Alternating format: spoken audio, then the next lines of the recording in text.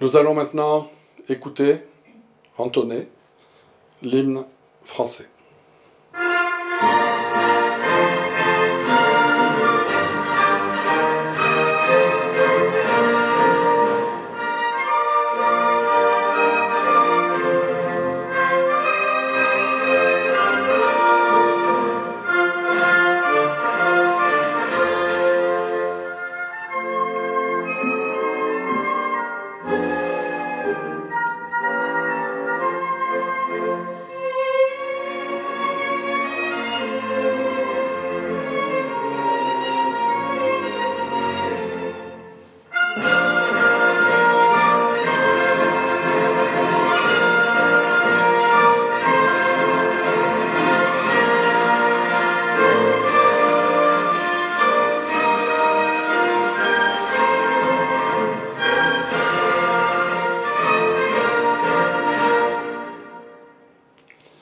Je vous remercie et je laisse la parole à Monsieur l'ambassadeur de France au Mexique. Monsieur le Président du Conseil d'administration du lycée franco-mexicain, cher Claude Lebrun, Monsieur le Proviseur du lycée franco-mexicain, membres de la direction et de l'administration, chers enseignantes et enseignants, chers élèves. C'est avec beaucoup d'émotion que je m'adresse à vous aujourd'hui, ici même, au sein d'un grand établissement scolaire, au lendemain de l'hommage national à la mémoire de Samuel Paty, présidé par le président de la République à la Sorbonne, ce temple du savoir, de la pensée et de l'humanisme. L'histoire des femmes et des hommes de toute civilisation est, vous le savez, composée de conquêtes sur l'ignorance, de luttes contre l'oppression et particulièrement celle qui réduit la parole humaine au silence. Toute société qui cultive la pensée unique s'oppose à l'esprit démocratique, fondé sur le sens critique et sur le droit à la parole. Ces principes sont au fondement de la dignité humaine, héritage de notre philosophie des Lumières. L'attentat du 16 octobre, perpétré contre Samuel Paty, professeur d'histoire-géographie au collège d'Aulne, à Conflans-Sainte-Honorine, nous rappelle tragiquement que la liberté d'expression, socle de l'école républicaine, s'oppose à toute forme d'endoctrinement et de fanatisme.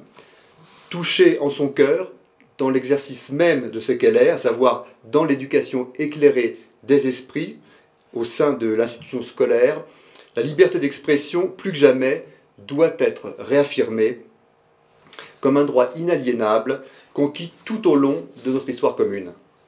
Dès 1789, la Déclaration des droits de l'homme et du citoyen précisait en effet que la libre communication des pensées et des opinions est un des droits les plus précieux de l'homme.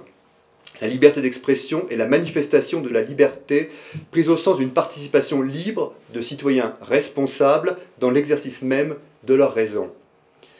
La connaissance et la transmission du lien indéfectible entre la liberté d'expression et la coexistence des libertés sont une des priorités de tout éducateur. Comme le soulignait déjà Rousseau dans Émile ou de l'éducation, le maître n'est pas celui qui dresse, mais celui qui éduque, c'est-à-dire qui transmet à ses élèves les moyens de construire leur sens critique afin de pouvoir penser de façon autonome.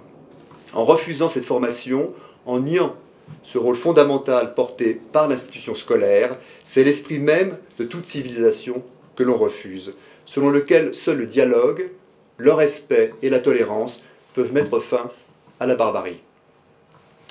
Comme le soulignait hier le président de la République, Samuel Paty, un professeur passionné et engagé, est tombé parce qu'il avait fait le choix d'enseigner, assassiné parce qu'il avait décidé d'apprendre à ses élèves à devenir citoyens.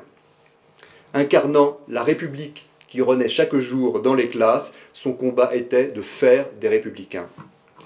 Chaque enseignante et chaque enseignant, par son engagement en faveur de nos valeurs, de la liberté et de la raison, est plus que jamais au cœur de la défense même de notre démocratie. Pour leur action fondamentale dans la formation des citoyens du monde de demain, c'est-à-dire vous, chers élèves qui nous écoutez, les éducateurs méritent notre soutien, notre protection, notre estime et notre reconnaissance. Chers élèves, peut-être un dernier mot à vous adresser. Que vous soyez français, mexicain ou d'autres nationalités, vous qui vivez dans un contexte si particulier en cette crise sanitaire mondiale qui vous contraint à être ici, à Mexico, loin de vos salles de classe. Ne renoncez jamais à être vous-même, à être libre. Restons toujours unis et solidaires. Merci.